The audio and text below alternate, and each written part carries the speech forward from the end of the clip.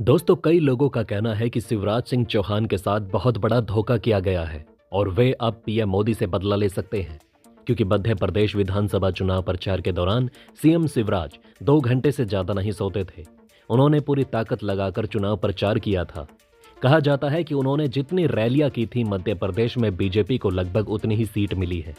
वो भी जी जान लगाकर दोबारा सत्ता वापस करने के लिए कोई भी कसर नहीं छोड़े थे। जैसे चुनाव के दौरान वो खुद ही कैंपेन के लिए निकल पड़ते थे और चुनाव नतीजे आने के बाद बताया भी कि कैसे भागते दौड़ते हेलीकॉप्टर से उतरते और चढ़ते, और उसी में जब उनको मौका मिलता खाना भी खा लेते। चुनाव प्रचार के दौरान उन्होंने पूरी जान झोंक दी थी, लेकिन चुनाव नतीजे आने के बाद वो हो गया जिसकी कल्पना उन्हें अब सोने नहीं दे रही है। मतलब चुनाव प्रचार के दौरान भी वे ठीक से सो नहीं पाए और अब रिजल्ट लाकर भारी मतों से उन्होंने बीजेपी को जीत दिलाई, तो अब भी वो चैन से सो नहीं पा रहे। दोस्तों, इस बात का दुख हमें भी है और आप सभी को भी होगा, लेकिन मैं आपको बता देना चाहता हूं कि यहां कर्म अपना काम कर रहा है। 2003 में उमा भारती ने पूरी ताकत से मध्य प्रदेश में भाजपा को बहुमत दिलाकर मुख्यमंत्री बनाया था, लेकिन चुनाव जीतने के बाद उनके साथ भी कुछ ऐसा ही हो गया था कि उन्हें मुख्यमंत्री का पद छोड़ना पड़ा। इसके बाद नए नवेले शिवराज सिंह चौहान को मुख्यमंत्री बनाया गया था। मतलब उमा भारती के द्वारा किए गए कर्मों का फल शिवराज सिंह को मिला था और आज शिवराज सिंह ने अपने दम पर मध्य प्रदेश में बहुमत हासिल की, जिसका फल मोहनलाल यादव को मिला है। यहां सीधे तौर पर कर्म का फल ट्रांसफर हो रहा है। श्री कृष्णा के द्वारा भगवत गीता में यह सिद्धांत बताया गया है कि कर्म फल में आसक्ति नहीं रखनी चाहिए और कर्मों को निष्काम भाव से करना चाहिए। योगी कर्म फल के बिना बने रहता है और उसे फल की चिंता नहीं होती।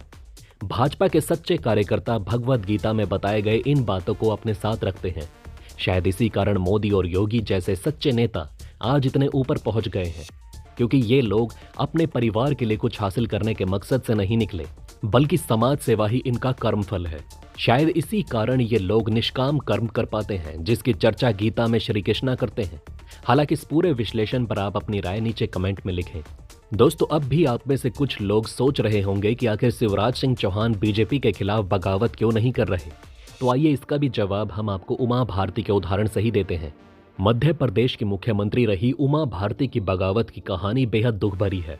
2003 में मध्य प्रदेश में बीजेपी को सत्ता दिलाने वाली उमा भारती मुख्यमंत्री तो बनी, लेकिन 1 साल के अंदर ही उनके ऊपर गिरफ्तारी की तलवार लटक गई।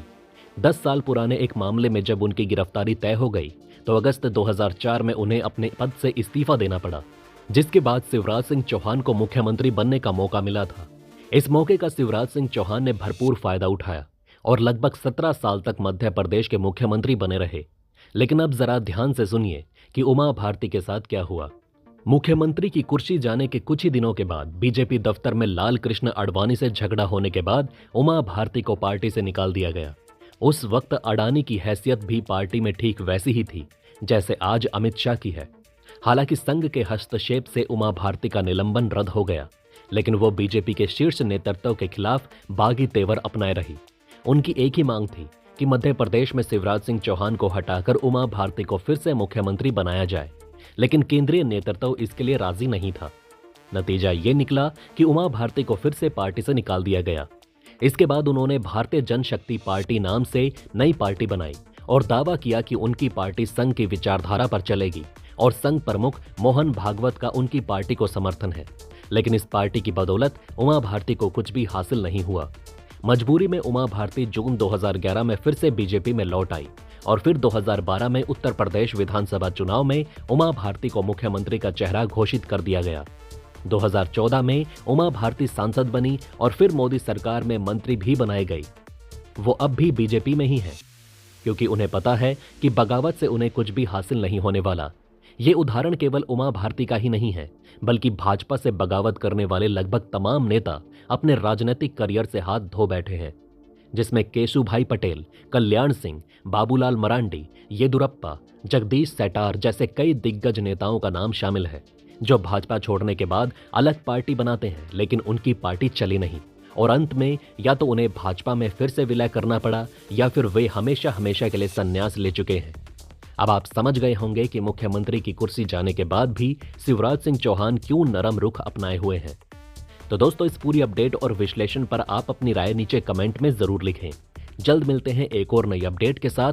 चैनल को सब्सक्राइब कर लीजिए ताकि आप सभी तक नेक्स्ट वीडियो आसानी से पहुंच सके। वीडियो अंत तक देखने के लिए आपका धन्यवाद।